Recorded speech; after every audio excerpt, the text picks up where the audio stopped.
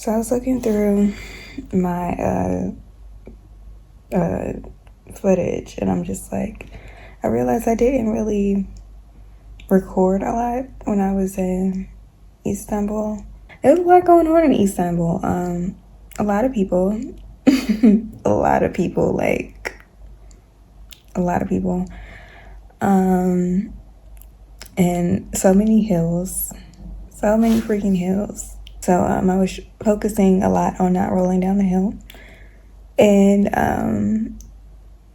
also focusing a lot on not stepping in dog or cat crap that was just all over the sidewalk all the time. So yeah. I really didn't pull out my camera a lot, but I had a good time in Istanbul for the most part. Like, as far as food, like, I had really good food there. Like, everything that I could possibly want was there. I had French tacos. Yes, French tacos. Like, they're nothing like Mexican tacos, but they're good. And I had those there, so I was just so excited to see French tacos. I had them in Lyon, and they were good, so I was really excited to see them in Istanbul. And then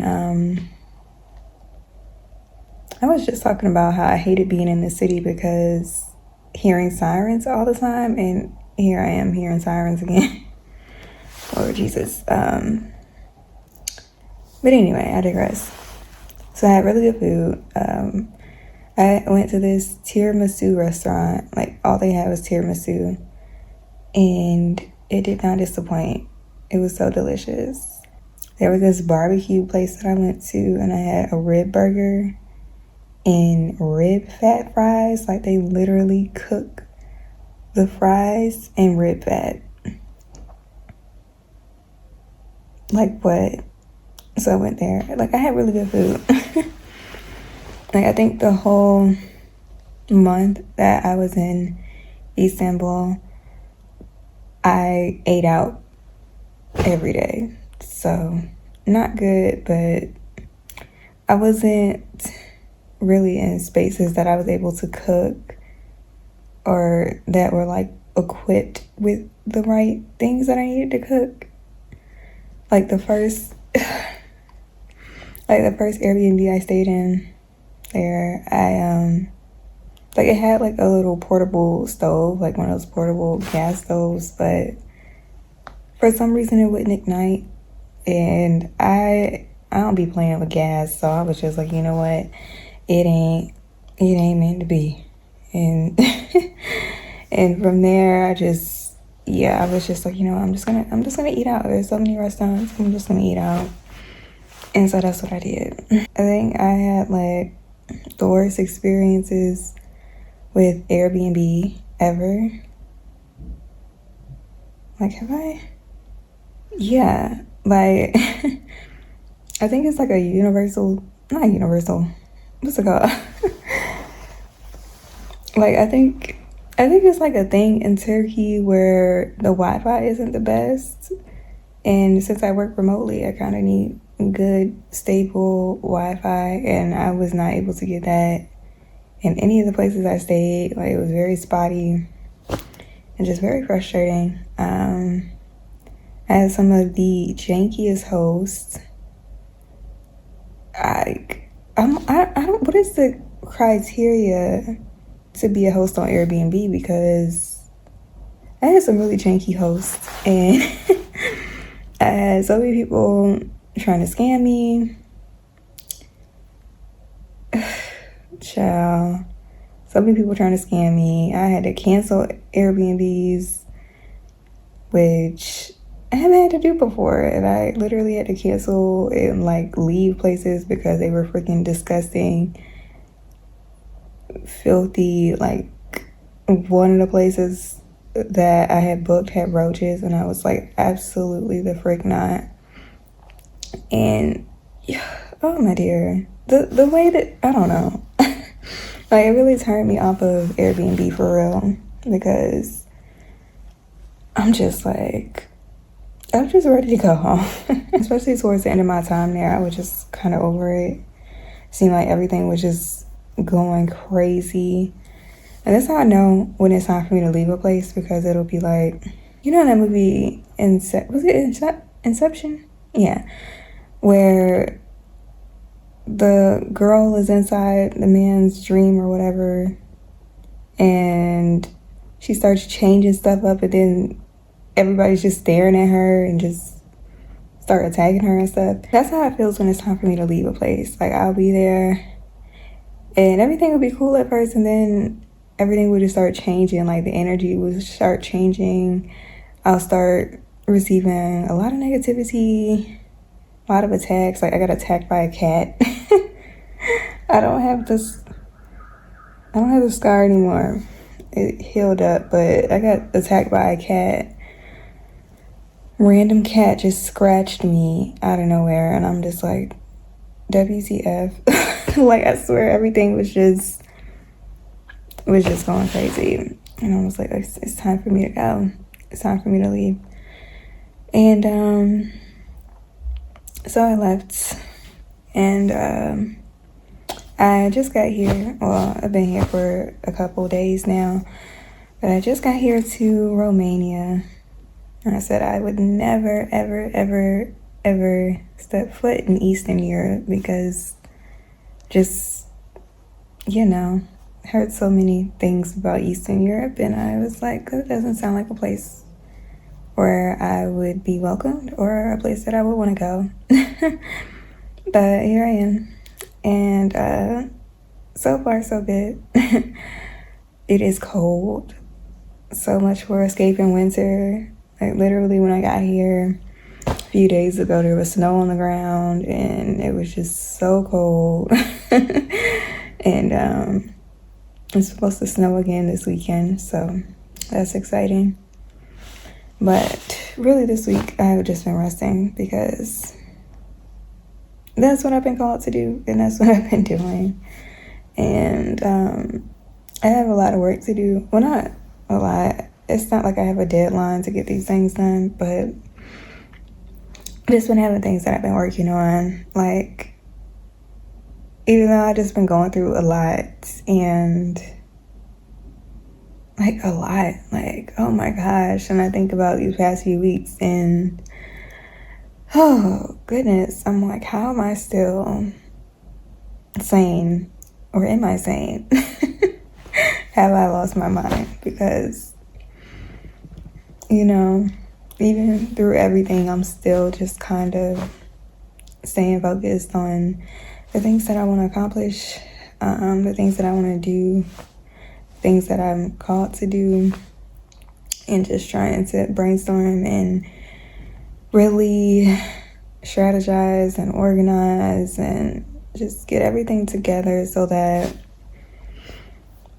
when I do get back to the States, I can just kind of hit the ground running. I think the end of the year is just always chaotic anyway. I don't really participate in the Gregorian New Year. And I feel like the thing with holidays, I don't know, it's some weird, it's some weird energy around the holidays where it just makes people manic and just crazy, and it's just a lot of chaos. And yeah, even if even for me, as someone who doesn't participate in those holidays, I still have to deal with people who do, and so it's like I get hit with that mania. And yeah, I'm just like, it's been a lot going on. One verse that I can say really just encapsulates this whole journey for me is James 1:4, where it says, and I'm paraphrasing, this is not exactly what it says word for word, but basically, let perseverance do its work, so that you will be complete, not lacking anything. And yeah, I've been persevering. I have been persevering for sure. And yeah, you know, I consider it a blessing to face all these trials and tribulations, because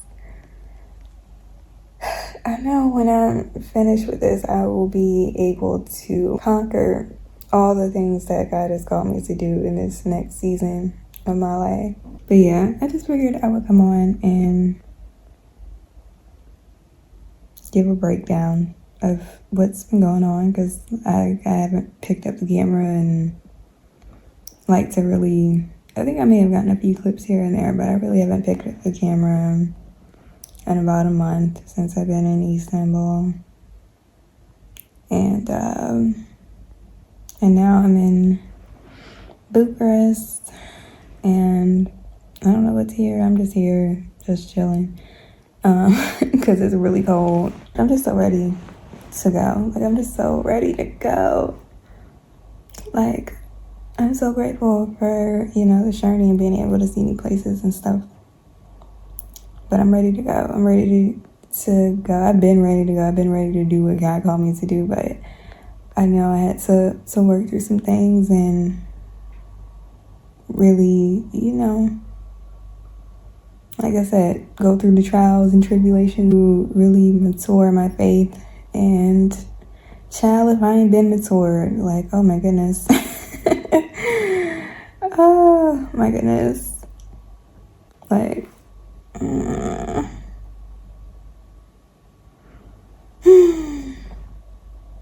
like God would tell me, like, oh, I'm on my own. Like, you're on your own. And I'm on my own. I have been on my own throughout this journey. Like, especially the last leg of this journey, I've been on my own. And having the realization that ain't nobody praying for you, it's like, dang. you know the Kendrick song, ain't nobody praying for me. I don't know if that's the name of the song or if that's just something he said, but I was like, dang, ain't nobody praying for me. Like, ain't nobody praying for me. And it's like, I know how I intercede for other people, and I pray over people, and I see God moving in their lives when I pray for them. And so it's like, ain't nobody praying for me. But God got me. Like, God got me, and he just, like, I'm not gonna get emotional, but I'm really proud of myself, because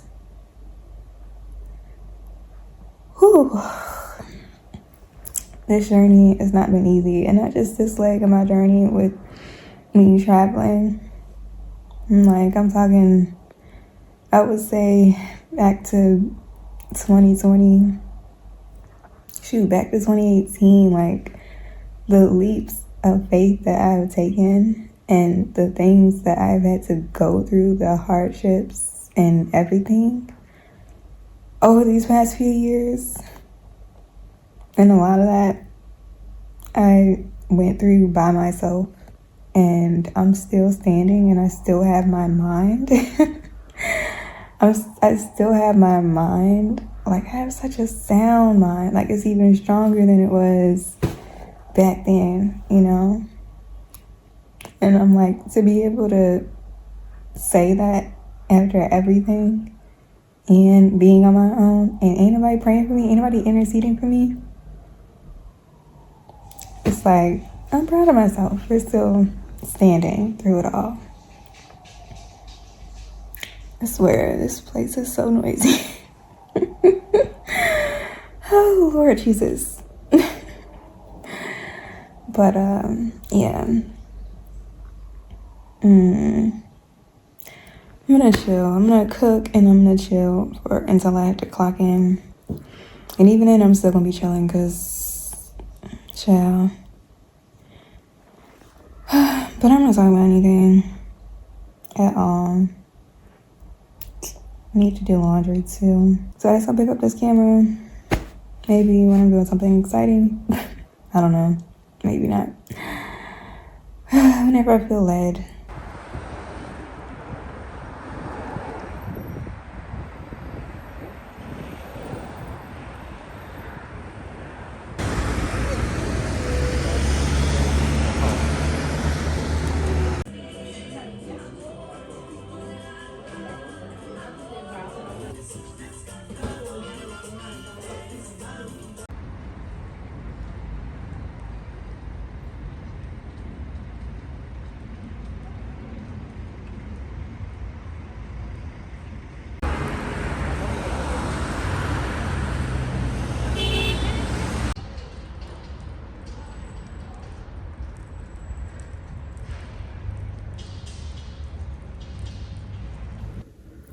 I look crazy, but I'm in the process of retwisting my hair. So, oh my gosh, it's the end of my workday, and I am so freaking happy. I don't know what it is. Well, I know what it is. But people have just been getting on my last nerve today. Like, I don't understand what it is. People don't like to read anymore. And it's really frustrating for me. And it be adults, like grown adults. And yes, I said it be. Because it be grown adults that just don't read and then get mad because they didn't read. And these are the people that I have to deal with. And it's like, it's always heightened at the end of the month. And I'm just over it. I'm just over it. I'm just so over it. Like, today was really, really, really intense.